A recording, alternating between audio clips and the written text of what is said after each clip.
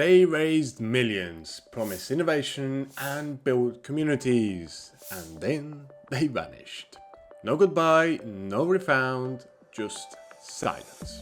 These are the stories of crypto projects that disappeared overnight, and the warning signs were all missed. So if you like these stories, hit that subscribe button, and let's start with a newbie style, the 60 million that vanished in 20 hours. It launched in October 2021, a meme-based DeFi project inspired by Olympus DAO. No product, no audits, no real roadmap. Just a name, a Twitter account, and the face of a dog-headed Egyptian god. Crypto Twitter went wild. The idea? A community-owned liquidity experiment with high APs. Investors obviously poured in, some small traders, other whales. The project raised over 60 million in Ethereum in less than 20 hours. And then the unthinkable happened. The wallet that held the funds was drained, gone. Over 13,000 Ethereum vanished into a single transaction.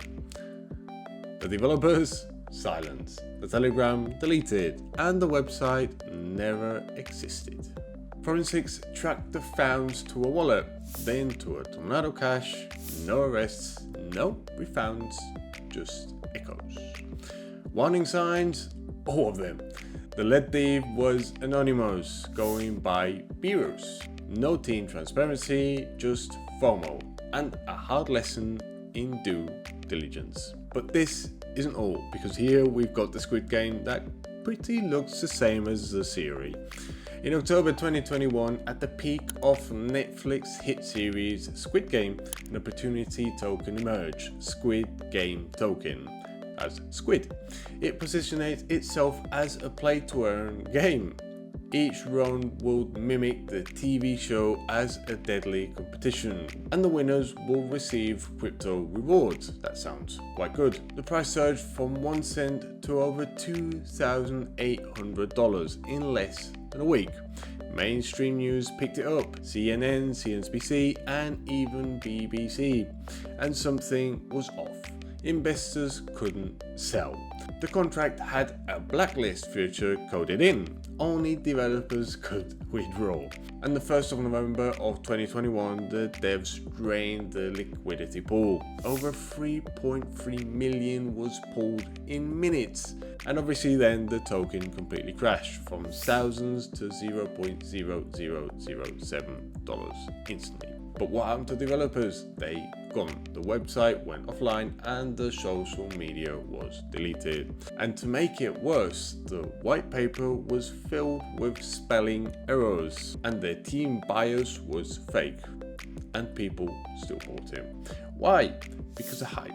The media attention filled in, and most people never checked the smart contracts. It wasn't just a rug pull, it was a mirror, reflecting how greed and FOMO can even blind the most seasoned investors. But now let's go with one of my favorites, Frosty's NFT, and hit that like button if you've ever had Frosties for breakfast. Frosty's NFT launched in January 2022 as a cheerful cartoon-themed ice cream collection, 10,000 items, promising staking, metaverse integration, and future cool treats for holders. They sold out in hours, raising 1.3 million in Ethereum. Then came the classic rug pull moves. The Discord was shut down, the website was deleted, the roadmap disappeared. Holders were left confused and obviously furious, but thankful this time the law responded. The US Department of Justice tracked the funds on chain. They followed the Ethereum from Frosty's contracts straight to KIC accounts on centralized exchanges. But believe me or not, the founders were two 20-year-olds from Los Angeles. They were arrested within weeks, charged with wire fraud and money laundering. They were planning to launch a second collection, Embers, to scam even more users. That launch, thank God, never was launched. The Frosties case was a landmark. It showed that while Web3 moves fast, the law enforcement can catch up, but only if mistakes are made. But we must say as well that many other rug pullers are still free, still tweeting, and still building under new names. But let's talk about multi-chain. Multi-chain, that was before any swap, was a respected name in crypto. It powered over 30 blockchains, facilitating billions across chain swaps. At its peak, it was trusted by the major DeFi protocols. Then, in the middle 2023, the things got weird. Users noticed delays in the withdrawals. Assets got stuck for hours, but there was no official explanation, just vague tweets.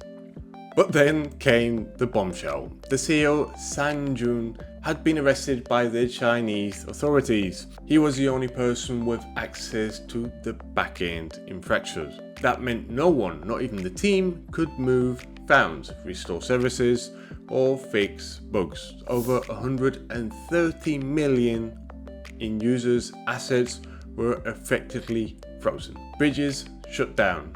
Funds were inaccessible. Some say it wasn't a rug pull, but for users, their effect was the same. It exposed the fatal flaw in many decentralized systems. They aren't really decentralized. Single points of failure still exist, and sometimes they were suits. But here I want to review the actual patterns that we ignore.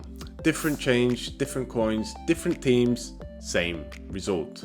The projects all were vanished, but the patterns, they are similar. Things like anonymous developers, no audits or security checks, overhyped promises, unsellable or illiquid tokens, and a surge in price before the collapse. But the biggest red flag are communities that silence critics. And these are just a few things that we can see in every single rug pull. FOMO drowns out logic until it's too late.